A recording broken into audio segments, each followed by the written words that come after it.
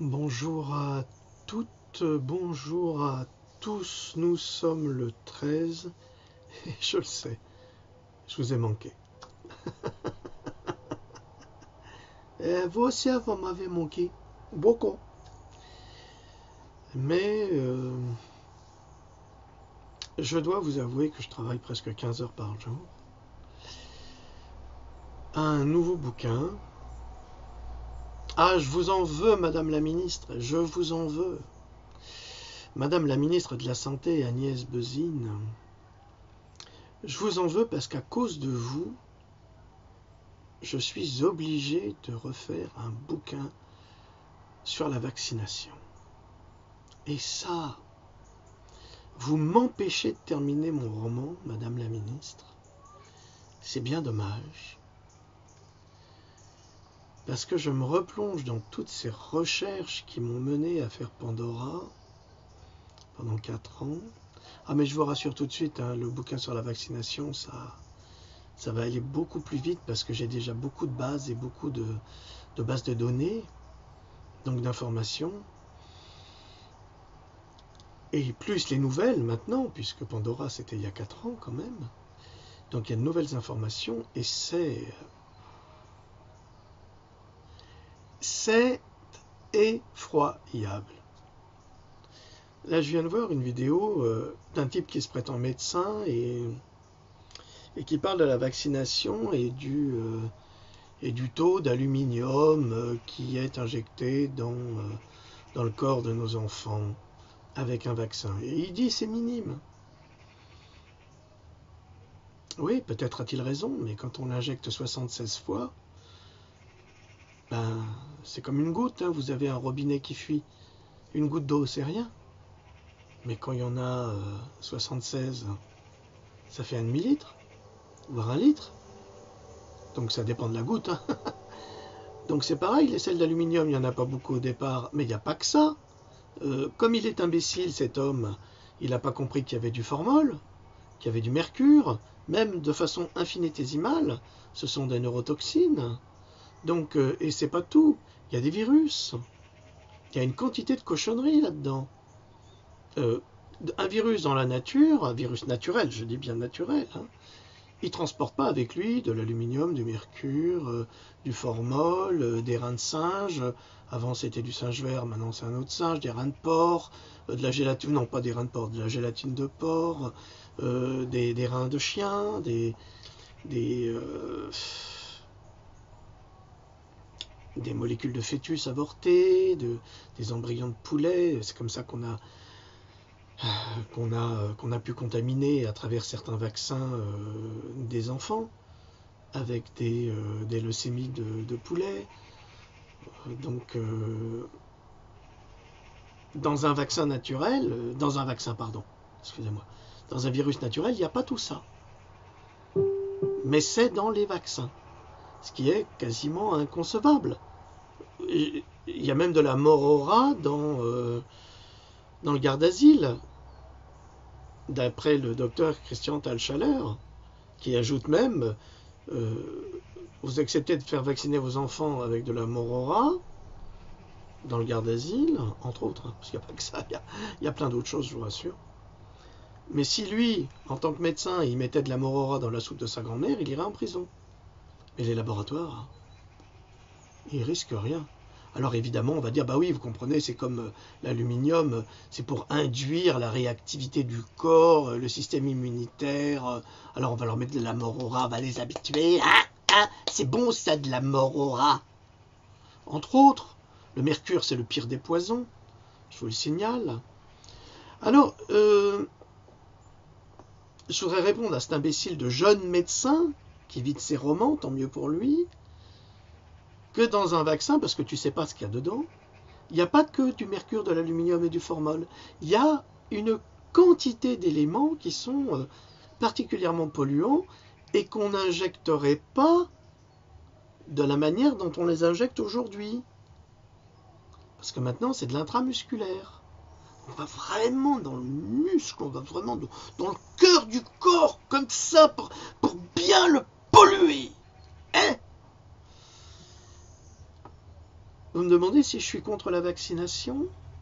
Affirmatif. Je suis contre la vaccination. Et je vais vous donner des exemples.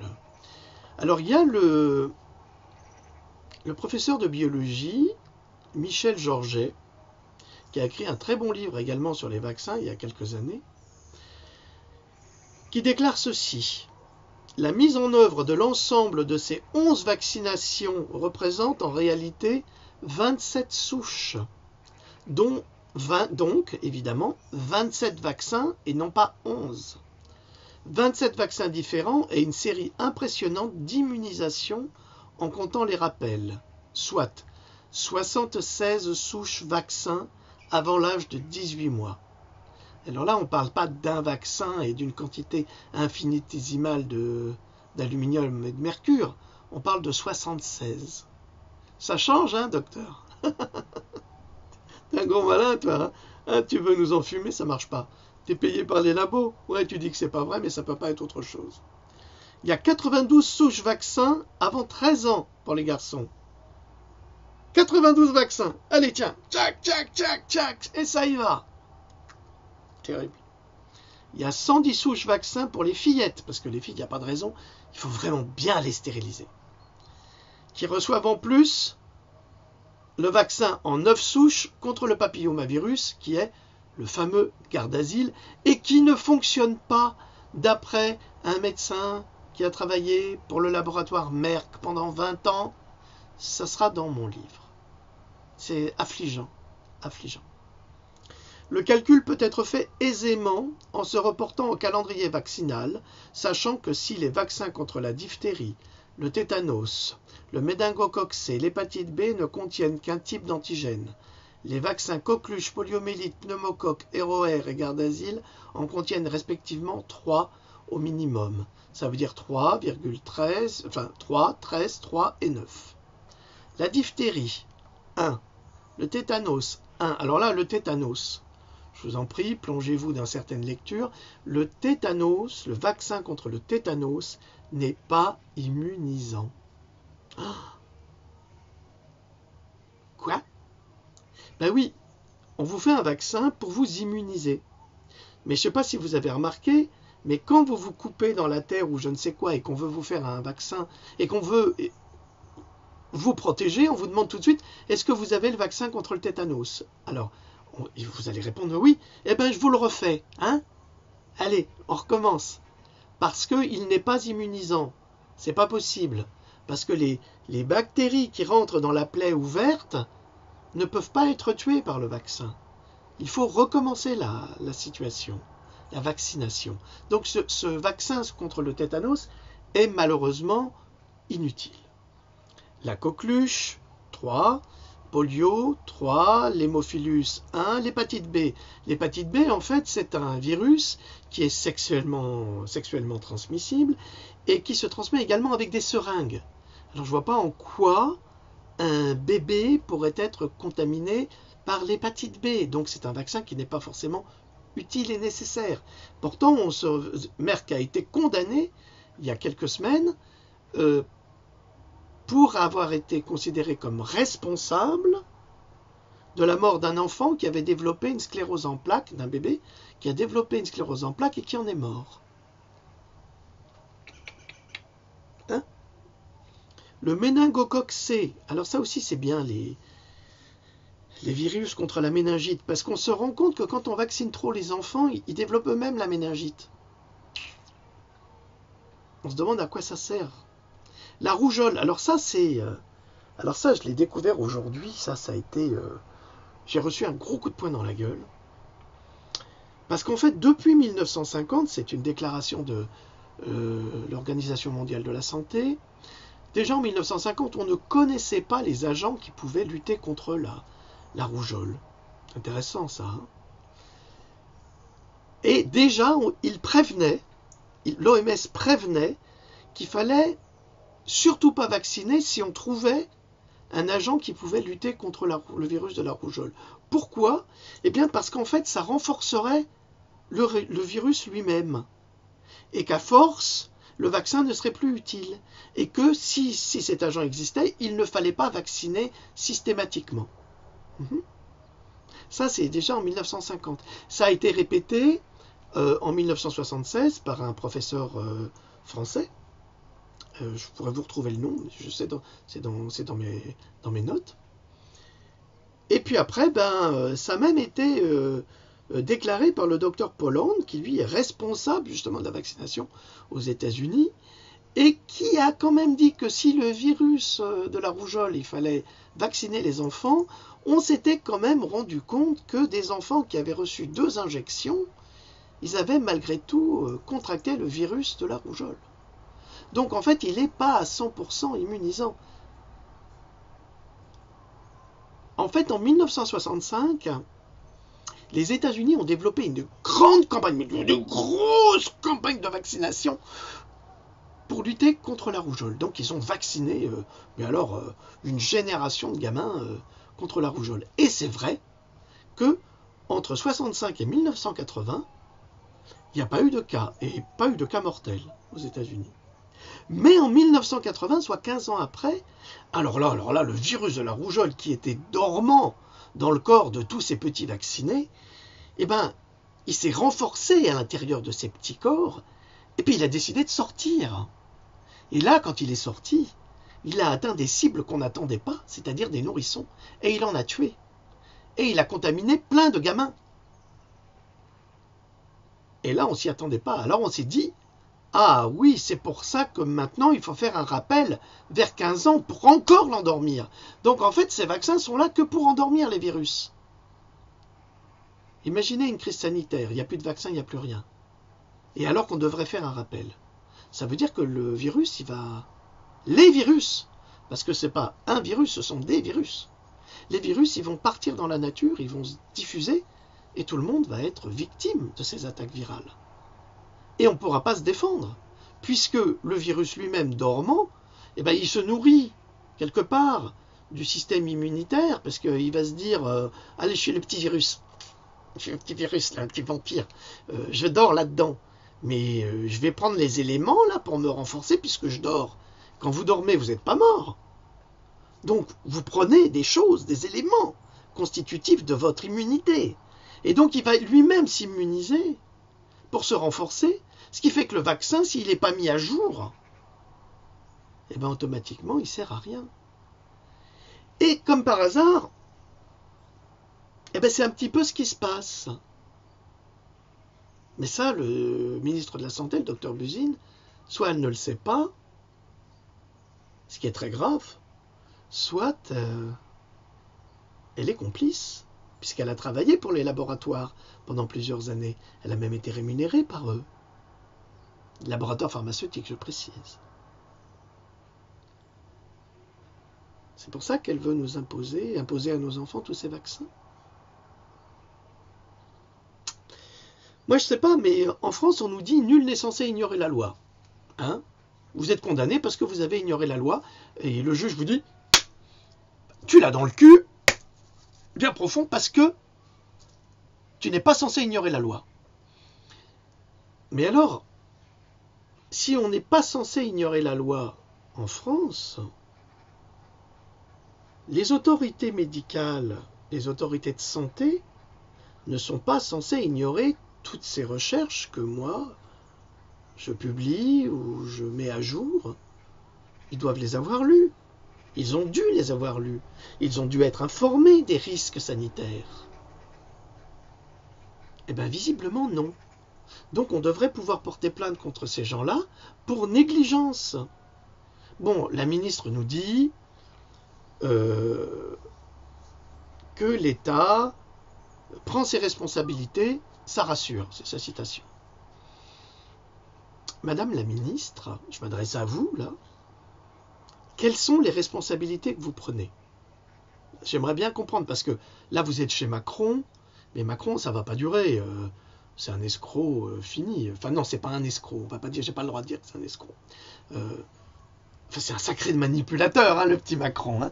Il nous a fait croire à la démocratie, puis la démocratie, c'est comme tout à l'heure, on l'a bien dans l'os, parce que tous les députés qui auraient Macron, macronisé, En Marche, qui aurait l'éventualité, l'idée même de se dire « Ah ben tiens, Mélenchon, il a une loi là qui m'intéresse pour la démocratie. Ah non, non, non, non, non, non, mon petit là, tu reviens ici tout de suite. Toi, t'es macronisé, hein. Tu ne vois que par Macron, tu ne penses que par Macron, tu vas chier Macron, tu vas pisser Macron, tu vas bouffer Macron, tu vas être Macron. » D'ailleurs, c'est ce qu'il a demandé à ses députés, hein. Vous êtes au courant? C'est génial, ça.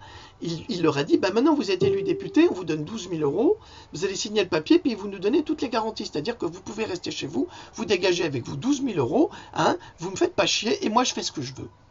Voilà. Ça, le petit Macron qui prétendait être un démocrate, s'affirme de plus en plus comme un tyran. Un tyran. Un tyran. Alors, je termine mes dingos coq rougeole au rayon 1, rubéole 1. Au total, sans le garde d'asile pour l'instant, c'est 27 souches de vaccins et pas 11 comme promis et imposé par la loi française. Plus le garde d'asile, ça fait 9. Au total, avec le garde d'asile, ça fait 36 souches de vaccins. Donc, dans son total, après, en dehors garde d'asile, bref, ça fait 27 souches de vaccins administrées sous la contrainte, c'est-à-dire imposées à nos enfants. On ne leur a pas demandé ça, nous, au gouvernement. On ne lui a pas demandé. On n'en a rien à faire. Alors, ça c'est la déclaration de Michel Georget qui déclare « Par pitié, ouvrez les yeux, ne laissez pas faire cette monstruosité ». Alors maintenant, je voudrais répondre à cet argument qu'on nous sort là, extraordinaire. C'est grâce au vaccin qu'on a éradiqué les virus. Ben non. D'abord, on ne peut pas les éradiquer puisqu'on les met dans votre corps. Donc, ils ne sont pas éradiqués, les virus. Et ce n'est pas les vaccins, et on en a les preuves scientifiques, c'est pas moi qui le dis, hein, des chercheurs français l'ont déjà dit dans les années 70, on a des preuves scientifiques, 1970 je précise, hein, on a des preuves scientifiques que ce ne sont pas les vaccins qui ont fait reculer la maladie, c'est les conditions d'hygiène et les conditions d'alimentation. Donc si on vit dans cette... Regardez, mais regardez à la télé, bon Dieu, mais regardez, on vous fait des pubs sur les lingettes désinfectantes de monsieur. Hein, on a que des produits hyper désinfectants, des gels, des machins, des trucs, on a tout. On désinfecte tout. Tout, la cuvette des chiottes, tout est désinfecté. On a des produits, il n'y a plus de staphylo, enfin, tout est super désinfecté. On a des aspirateurs qui aspirent, même les acariens. Hein, on a tout, mais on a tout dans notre société. Ah, on a aussi les maladies nosocomiales. C'est exact. Mais les maladies nosocomiales qu'on attrape dans les hôpitaux sont souvent attrapées à cause des cathéters qui ne sont pas assez bien désinfectés. Mais au Canada, il y a déjà quelques années, ils ont trouvé la solution. Ils balancent des huiles essentielles dans les conduits d'aération et ça tue toutes les maladies nosocomiales. Voilà, sauf qu'en France, on ne fait pas ça. Non. Non, non, on préfère inventer des vaccins contre la maladie nosocomiale. Bientôt, ils vont nous sortir un vaccin contre l'acné juvénile. C'est vachement bien. Alors là, pour perturber le système hormonal des jeunes gens, ça va être formidable. À quand le vaccin pour la grosse bite, hein? Ah oui, vous allez avoir un vaccin qui va vous allonger la queue, ça va être terrible. Alors les femmes, vous allez avoir un vaccin qui va vous gonfler les nichons. Et puis celles qui aiment les gros culs, ça va être pareil. On va faire des vaccins pour tout. Non mais, vous ne croyez pas que le délire s'est assez développé maintenant? Ça commence à être un peu lourd. Et ces fausses déclarations de la ministre sur les maladies, les vaccins, elle est médecin, mais j'en conviens, mais elle n'est pas chercheur. En tous les cas, elle est chercheur et elle utilise la science en faveur des laboratoires et pas du tout en faveur de la santé. Je lui rappelle la base de son métier de médecin, c'est non nocere, qui veut dire ne pas nuire.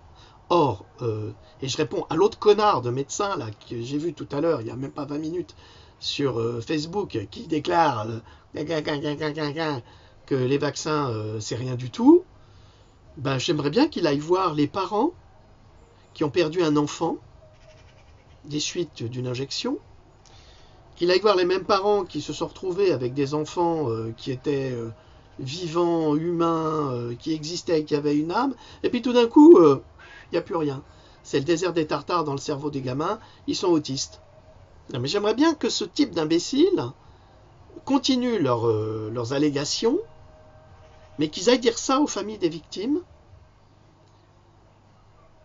et puis après on verra. Et c'est pareil pour les médecins qui sont à la télévision, là, dans les émissions médicales. Hein. Ceux-là, ça, ils sont payés, sans doute rubis sur l'ongle. On leur offre, je sais pas moi, des palais, je sais pas, n'importe quoi, pour qu'ils continuent à nier la vérité. Mais je suis désolé, ils peuvent nier la vérité, mais les faits sont là. Nous compilons des faits, et vous les trouvez, il suffit de poser les bonnes questions, travailler sur Internet, poser les bonnes questions, vous allez trouver les liens. Et c'est affligeant. Ils sont là. Et ça, c'est le plan de l'oligarchie, c'est-à-dire qu'ils mentent, officiellement, comme ça, mais quelque part, ils ne cachent pas tout à fait la vérité. On peut encore la trouver. Donc, je vous encourage, chers amis, à faire vos propres recherches. Qu'est-ce que je pourrais vous lire, là? Vous allez voir, vous allez comprendre. C'est bien la ministre qui a dit que le vaccin, ça marche. Ça marche à 100%. Ça a prouvé, ça a sauvé des vies. Eh bien, c'est pas vrai, c'est pas vrai. Un vaccin n'est pas efficace à 100%. On sait pourtant qu'aucun vaccin ne peut être efficace à 100%.